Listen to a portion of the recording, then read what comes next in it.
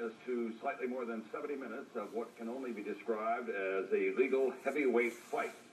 The lawyers for both sides earning their keep today. Obviously, the justices of the Florida State Supreme Court coming extremely well prepared after they had been, fair to say, chastened by the U.S. Supreme Court, saying we did not understand the basis for your ruling.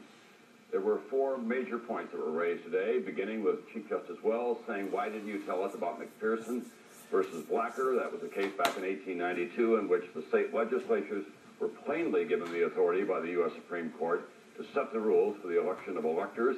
He also raised the whole issue of judicial restraint.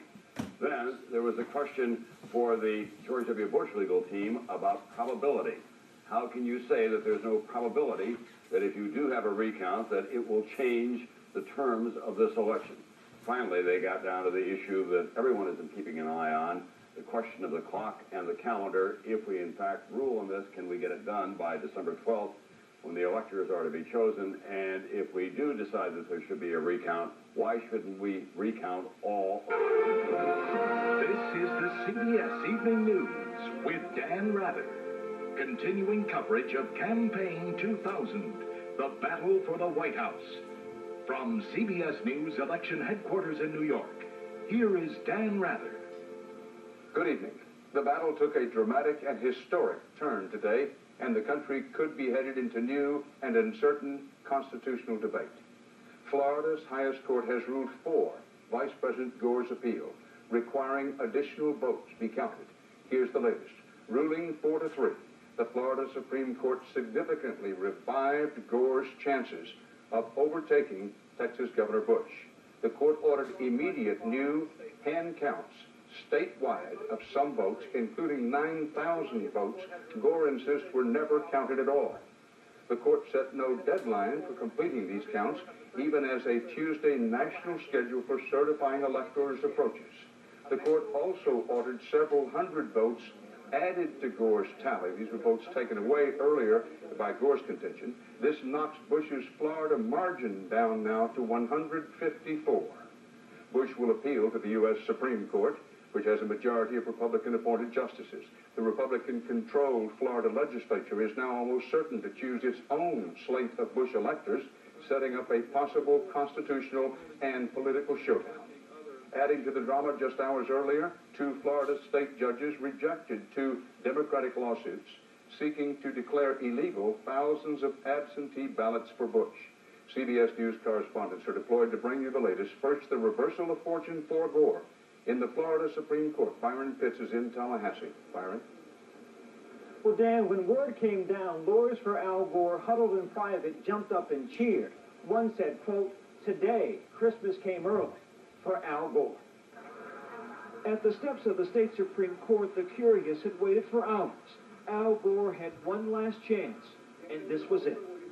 By a vote of 4-3, the majority of the court has reversed the decision of the trial court in part. It has further ordered that the Circuit Court of the Second Judicial Circuit here in Tallahassee shall immediately begin a manual recount. The crowd was stunned. By the slimmest of margins, the Gore campaign was still alive. The High Court ordered an immediate recount of some 9,000 so-called undervotes in Miami-Dade County. In addition, Gore shall receive 215 legal votes already counted in Palm Beach County. Add to that 168 legal votes from Miami-Dade. In an instant, the court said George Bush's lead in Florida was no longer 537 votes, but 154. You always wait for a jury to come back. Off camera, some of Gore's lawyers conceded they too were stunned.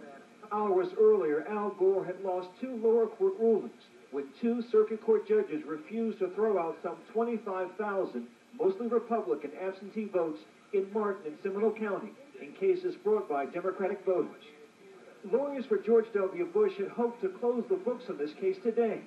This afternoon, the lead attorneys for both sides, David Boies for Gore, Barry Richard for Bush, exchanged pleasantries during lunch. At the time, they thought their legal battle was almost over. Tonight, it is clear a new fight has only just begun. This morning, Florida's Republican-controlled state legislature opened a special session in the state capitol. Lawmakers here plan to select Florida's 25 electors by next week. And state Republican Party leaders have sworn those electors will go to George W. Bush. We will win it in the legislature, and we will win it when the votes are counted. This is what happens when, for the first time in modern history, a candidate resorts to lawsuits to try to overturn the outcome of an election for president. Tonight, lawyers for George W. Bush have already filed an appeal in federal court to block the hand recount. Dan? Byron Pitts in Tallahassee. So, now that the Florida Supreme Court has ordered immediate hand counts of some votes, how will that be done, and who will do it? CBS's Jim Axelrod is tracking that part of the story. Jim? Dan, we have some breaking news to tell you about. Within the last couple of minutes, we have learned that Judge Sanders Sauls, the circuit court judge whose ruling was overturned today by the Florida Supreme Court, has recused himself from the next part of the process. Legal speak for taking himself off the case. He was the man who was going to set the rules, or at least clarify the procedures, when the count would start, who would be involved, and most importantly, what standards would be applied in determining what a vote is and what a vote isn't. Right now, there are 25 two-person teams, 50 people standing by awaiting instructions, but there will be a conference in a couple hours to find out who will supply those instructions. Earlier this week, CBS News did speak with a deputy clerk of court here, John Stott, who told us what he expected if the decision were to come to begin recounting the votes. The judge would create a set of rules for counting the ballots. We would swing into action to set up a courtroom or another county facility like the library as a counting area. Once we got it all set up, then we would move the ballots from the vault to that location and start counting. We would provide food and breaks and so forth, but we would work straight through. We really think that the process is more like 8 to 10 hours, but we're putting people on notice that they may have to stay for 24 hours. John Stott saying it's an 8 to 10 hour process. Of course, that once it starts, and Judge Sanders Sauls recusing himself now is only going to delay that even further.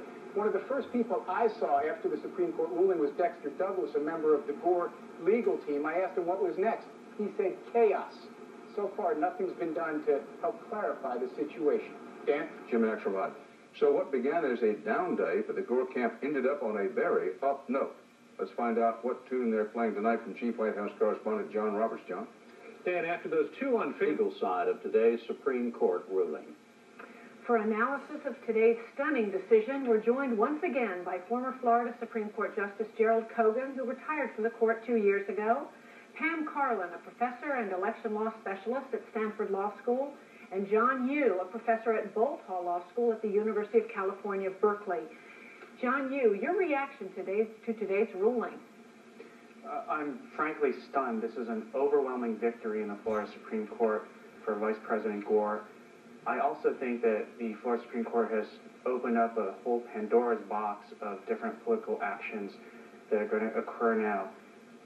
Essentially what happened here is that the Florida Supreme Court seemed to brush aside the United States Supreme Court's concerns that they were going to interpret state election law to run into the December 12th deadline, and instead ordered a recount, which does run a serious risk of violating that December 12th deadline. If that happens, then I think it's very likely the Florida State Legislature will become involved, and it also triggers a whole series of possibilities in which the United States Congress will now have to vote on whether to accept Florida's electoral votes, meaning that this may really not get resolved until early January now. Were you stunned, Pam Carlin, at the ruling? I was a little bit surprised because I wasn't sure how the Florida Supreme Court was going to handle the question of what the remedy was. It seemed to me, after reading Judge Sauls' opinion, that he had made several significant legal errors, and I expected the Florida Supreme Court to say he made those errors. What surprised me is their confidence that they can provide a remedy and provide the remedy quickly. But they do seem to think that by enlisting the entire Leon County Supervisor of Elections office and some designees, they can get the statewide undercount counted by the December 12th deadline. And Justice Cogan, what did you think when you heard it? Well, to be quite honest, I was not surprised. I know these people, and I know the way they think, and to me, their underlying principle has always been, all the way through this, and that is that every vote must count. So when this decision came out the way it did, I was not surprised. Now, of course, whether or not all of this can be accomplished before the December the 12th deadline, I don't know. Also, I don't know what's going to happen if it isn't, and the state legislature has to come through on this particular problem. I thought, yesterday that we were only a few days away from a final solution to this problem, but now I think we're a lot farther away than I realized.